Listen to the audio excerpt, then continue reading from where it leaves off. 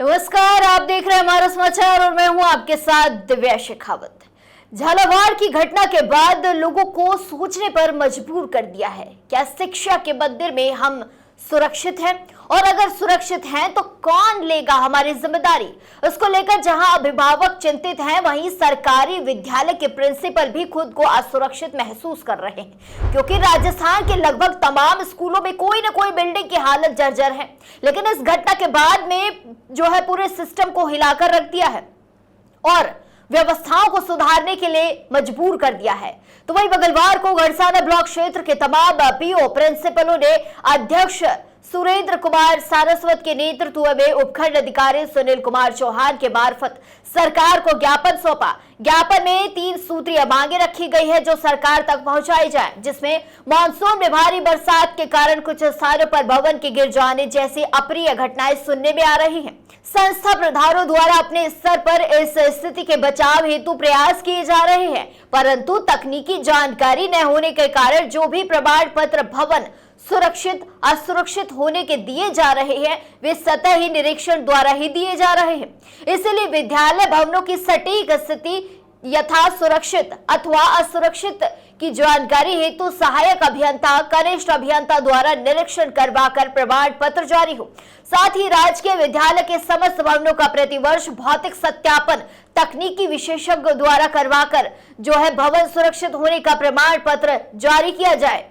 राजकीय विद्यालय के समस्त मरम्मत योग्य भवनों के लिए बजट जारी करवाए जाए, ताकि भविष्य में किसी भी प्रकार की अप्रिय घटना ना हो और बच्चे जो है वो सुरक्षित शिक्षा ग्रहण कर सके।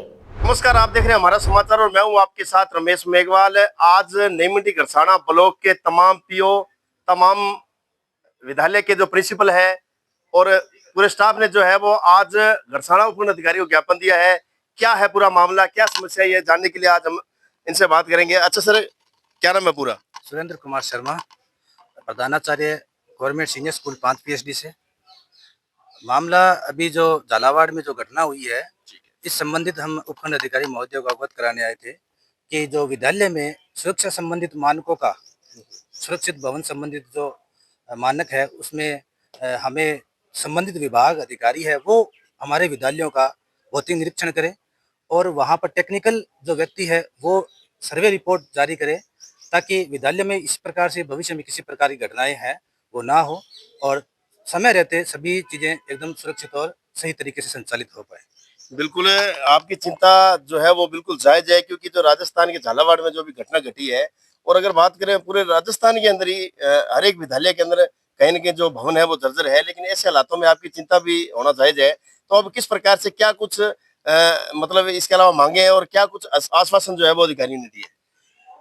हमारी प्रशासन और गवर्नमेंट से यही आशा है कि वे जो विद्यालय में सर्वे करवाकर और जो जर्जर अवस्था में भूमिदोज किए जाने योग्य जो भवन है उनको भूमिदोज करवाएं और नवीन जो भवन है, मकान है, उनकी जितनी आवश्यकता है उस हिसाब से हमें नई बिल्डिंग उपलब्ध करवाई जाए। और हर साल संबंधित विभाग के जो टेक्निकल ऑफिसर है उनसे एक बार अगर सर्वे हो जाता है विद्यालय शुरू होने से पूर्व, तो इसमें जो भविष्य में किसी प्रकार की अगर अनहोनी की संभावना है तो उसको पूर्व में ही सुनियोजित तरीके से प्लानिंग करके उसको टाला जा सकता है। ये छोटी सी हमारी एक सरकार से आशा है हमारे प्रशासनिक अधिकारियों से कि वे हमारे प्रिंसिपल साथी और विद्यालय में जो शिक्षक साथी है, बच्चे हैं, गाँव के अभिभावक है, तो उनकी बात है वो हमारे प्रशासन के माध्यम से सरकार तक पहुँच जाए। अच्छा सर, इसके अलावा जैसे बात करें तो जो तमाम चीजें जो आपने बताई है और उन तमाम चीजों की अगर बात करें तो मतलब आखिर कमियां कहाँ जाती है, जो आने वाले समय में इस प्रकार की अगर आपको स्थितियों का सामना भी करना पड़ सकता है तो फिर उसका खामियाजा भुगतेगा कौन? क्योंकि अभी झालावाड़ के अंदर जो 5 टीचर हैं उनको मतलब निलंबित किया गया है। देखो सर, हालांकि ये एक टेक्निकल बात है कि हमारा इतना ही है कि इस समय रहते इस प्रकार से अगर कंट्रोलिंग हो जाए तो बढ़िया है और विद्यालयों को आवश्यकता अनुसार बजट मिल जाए या जो कार्यकारी संस्था है उनके अगर बजट पर्याप्त मात्रा में मिल जाए तो ये जो मरम्मत योग्य मकान है या भूमिदोज वाली जो प्रक्रिया है वो समय पर पूर्ण हो सकती है। शुक्रिया सर। अच्छा सर, आप क्या कुछ कहना चाहेंगे? हम यही कहना चाह रहे हैं कि इसके लिए जो घटना घटी है उसमें शिक्षकों को दोषी ठहराया गया। शिक्षकों को दोषी न ठहरा करके जिन्होंने निर्माण कार्य करवाया गया उनको दोषी ठहराया जाए और उनका निलंबन रद्द किया जाए। हमारे जो प्रमाण पत्र लिया जा रहा है वो हमारे प्रिंसिपल से न लेकर के जो टेक्निकल जेईएन एईएन है उनसे लिया जाए, और जो बजट की आवश्यकता, मरम्मत की आवश्यकता है वो उपलब्ध करवाया जाए, मतलब कार्यकारी एजेंसी के माध्यम से नव निर्माण कराया जाए। जो निर्माण जर्जर अवस्था में कक्षा कक्ष बने हैं उनको भूमिदोज करवाया जाए और नवीन बजट उपलब्ध कराए, नवीन निर्माण कार्य करवाया जाए। यानी गुरुजी कहीं न कहीं भवन जो है वो जर्जर है और जो बजट है उसका अभाव भी है। और विद्यालय जो एक शिक्षा का मंदिर होता है और शिक्षा के मंदिर की जो है वो प्राथमिकता न देकर आपको इन कार्यों में भी जो है उलझा दिया जाता है, और उसकी वजह से अगर फिर कोई ऐसी घटना घटती है तो फिर खामियाजा भी आपको भुगतना पड़ता है। बिल्कुल सही बात है कि हमेशा ही बलि का बकरा शिक्षक को बनाया जाता है, जबकि शिक्षक के पास बहुत कम संसाधन होते हैं, अन्य विभाग वाले कार्यक्रम से उनका सहयोग नहीं करती और बलि का बकरा हमें शिक्षक बनाता है। तो हमने यही मतलब उपखंड अधिकारी महोदय को निवेदन किया है कि इसके लिए टेक्निकल जो पर्सन है उनसे जांच करवाई जाए, और जो उसमें जर्जर जो है कक्षा कक्ष है उसको भूमिदोज करवाने का करे और उसकी जगह नई कक्षा कक्ष निर्माण करवाने का बजट उपलब्ध करवाया जाए। अच्छा सर, आप क्या कुछ कहना चाहेंगे? सर ऐसा है भी हम विद्यालय में नामांकन को बढ़ाने के लिए लोगों के पास, ग्रामीणों के पास जा रहे हैं, लेकिन अभी हमारे पास जो विद्यार्थी पहले से उपलब्ध है उनके मुकाबले में हमारे पास कमरों की संख्या काफ़ी कम है। बिल्कुल। और अगर हम सभी जर्जर या जिनके अंदर कोई दरार आ गई है उनको अगर जमींदोज कराते हैं तो हमें विद्यार्थियों को बाहर बिठाना पड़ेगा। बिल्कुल। ऐसी स्थिति में कोई हमारे विद्यालय में नामांकन नहीं कराएगा। नहीं करवाएगा। इसका मतलब है कि हमें कमरे हर हालत में अब उपलब्ध होने चाहिए, जितना जल्दी संभव हो सके उतने कमरे उपलब्ध हों, ताकि हम इस काम को ज़्यादा बेहतर तरीके से कर सके। और सरकार का जो नामांकन का लक्ष्य है उसमें उसके लिए ग्रामीणों को अच्छे तरीके से समझा सकें और वो भी हमारी बात से सहमत होकर के सरकारी विद्यालयों में अपने बच्चों को सुरक्षित रूप से देखते हुए लगा सकें। धन्यवाद।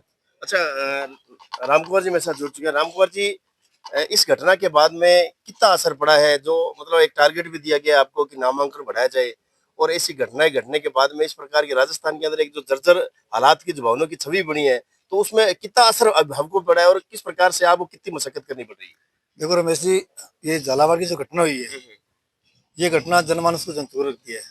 प्रत्येक अभिभावक जो है वो कितना ही गरीब क्यों ना हो, संसाधन नहीं होते भी राजकीय विद्यालय में बच्चे भेजता है, उसको भी भैंस खाता है कि कहीं यहाँ भी वो ऐसी घटना नहीं हो जाए। ठीक है। लेकिन फिर भी हम अभिभावकों को समझाने का, उनको मोटिवेट करने का प्रयास करें कि हमारे विद्यालय में इस प्रकार की घटना नहीं होगी। और इसी संदर्भ में आज हम सब लोग इकट्ठे होकर एसडीएम साहब के पास आए थे कि हमारे पास से जो भवनों का जर्जर है या नहीं, इसका प्रमाण पत्र मांगा जा रहा है, क्योंकि हम एक शिक्षण व्यवस्था से जुड़े हुए हैं, तकनीकी व्यक्ति नहीं है। तो विभाग के द्वारा या जो भी जेईएन संबंधित है उनसे प्रमाण पत्र लिया जाए, ताकि बच्चे और हम ये महसूस कर सकें कि हम सुरक्षित भवन में बैठे हुए हैं। धन्यवाद। शुक्रिया सर। तो आप देख सकते हैं तमाम घरसाना ब्लॉक के प्रिंसिपल है, पीओ है, उन लोगों ने ज्ञापन दिया है। आज घरसाना उपखंड अधिकारी सुनील कुमार चौहान जी को ज्ञापन दिया है और सरकार को जो अपनी समस्या है वो अवगत कराए हैं। अब इस पर किस प्रकार से सरकार जो है वो ध्यान देती है, किस प्रकार से सरकार जो है इस पूरे सिस्टम को एक्शन मोड में लेती है, ताकि आने वाले समय में इस प्रकार की घटनाएं ना घटे। और जो शिक्षक है उसका काम है बच्चों को पढ़ाना और बच्चों को एक नई दिशा प्रदान देना।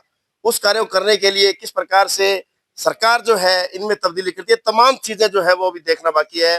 फिलहाल ज्ञापन दिया गया है, आगे जो चीजें होंगी वो तमाम चीजें सामने होगी। बहुत बहुत धन्यवाद।